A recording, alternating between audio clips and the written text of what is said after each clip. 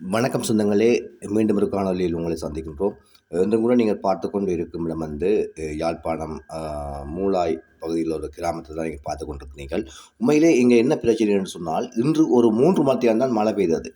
3 மணித்தியால மழைக்கே பாருங்கள் இந்த பாதைகள் எவ்வாறு இருக்கின்றதுன்னு சொல்லி.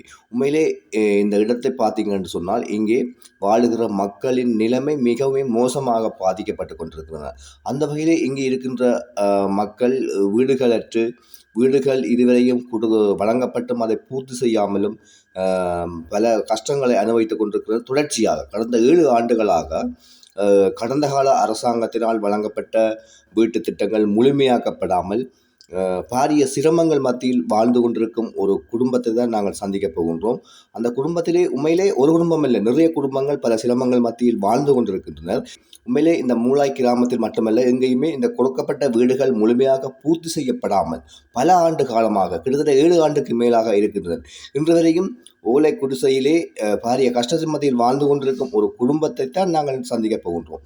உண்மையிலே இவர்களின் வேண்டுகோளுக்கு இணங்க மூலாய் பொன்னாலை நாராயணன் ஆன்மீக அறக்கட்டளையும் தொல்புரம் வழக்கம்பராய் அம்மன் அறக்கட்டளையும் இணைந்து 7 ஆண்டுகளுக்கு முன்பு வழங்கப்பட்ட வீடை பூரணப்படுத்த முடியாமல், அதற்கான நிதியோ அதற்கான வசதியோ இல்லாமல் வழங்கப்பட்டு அறகுறையாக இருக்கும் இந்த வீட்டு திட்டத்தை இந்த ஆன்மீக அறக்கட்டைகளை இணைந்து இதற்கான முழுமையான வேலைகளை செய்வதற்கு இன்று ஆரம்பிக்கப்பட்டிருக்கின்றன. அந்த காணொலியை நாங்கள் பார்க்க போகிறோம். உண்மையிலே வீடு என்பது மனிதருக்கு அத்தியாவசியமான ஒன்று. இவர்கள் இருந்த வீடு வந்து ஒரு தற்காலிகமான வீடுண்டா கூட ஒரு உறுதியான வீடாக இருந்தது. ஆனால் இந்த வீட்டு திட்டத்தை நம்பி அவர்கள் இருந்த வீட்டையும் இடித்து போட்டு இப்போ தற்காலிகமான ஒரு கொட்டில் வாழ்ந்து கொண்டிருக்கிறார்கள். இவர்களுக்கு வழங்கப்பட்ட வீடு முழுமையாக பூர்த்தியாக்கப்படவில்லை. ஆனால் இந்த ஆன்மீக அறக்கட்டைகளை இணைந்து கிட்டத்தட்ட இது 4வது வீடாக இருக்கின்றன. இந்த 4வது வீடையும் இன்று ஆரம்பகட்ட வேலைகள் ஆரம்பிக்கப்பட்டிருக்கின்றன. உண்மையிலே இவ்வாறான ஆன்மீக அறக்கட்டளைகளை மக்களின் தேவைகளை ஆன்மீக அறக்கட்டளைகளால் முடிந்த அளவு பூர்த்தி செய்து வழங்கி வருகின்ற என்பதை குறிப்பிடத்தக்கது. இன்றைய இந்த நிகழ்வுக்கு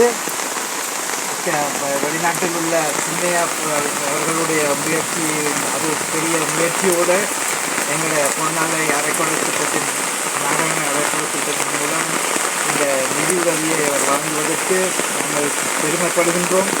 இந்த குடும்பம் மிகவும் கஷ்டப்பட்ட குடும்பம்.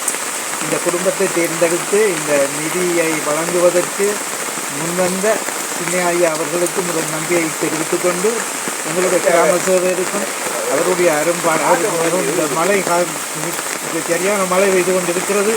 இருந்தாலும் இந்த நேரத்திலே இந்த மழை அவர்களின் சிரமம் பாராது எங்களுடைய வேண்டுதலின்படி அவர் வந்து இந்த நிகழ்வை நடத்துவதற்கு உதவி புரிகின்றார்.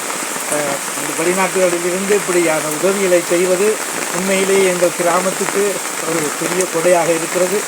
ஐயா அவர்களுக்கு இந்த குடும்பத்தின் சார்பாகவும் கிராம மக்கள் சார்பாகவும் கிராம அலுவலர் சார்பாகவும் எங்களுடைய மனமார்ந்த நன்றிகளை தெரிவிப்பதோடு தொடர்ந்து இப்படியான நல்ல நிகழ்வுகளுக்கு உங்களால் இயன்ற உதவிகளை செய்து எங்களுடைய கிராமத்தை முன்னேற்றுவதற்கு உதவி செய்யுமாறு பதிவாக கேட்டு அன்புடன் விடைபெறுகின்றேன். நன்றி. பத்மநாதன் வனிதா. நாங்கள் மூலாய் வீரத்தில் வசிக்கின்றோம். 171 பிரிவில் கஷ்டத்தின் நிலையில் வாழுகின்றோம். எங்களுக்கு இந்த திட்டம் 7 வருஷ காலமாக தந்து எங்களால் கட்ட முடியாத சூழ்நிலை. கணவரும் கைவிட்ட நிலையில் 3 பிள்ளைகளுடன் கஷ்டத்தின் மத்தியில் வாழ்கின்றோம். இந்த உதவியை செய்த அறக்கட்டளை ஐயா அவர்களுக்கு தாழ்மையுடன் நன்றியை தெரிவித்துக் கொள்கிறேன்.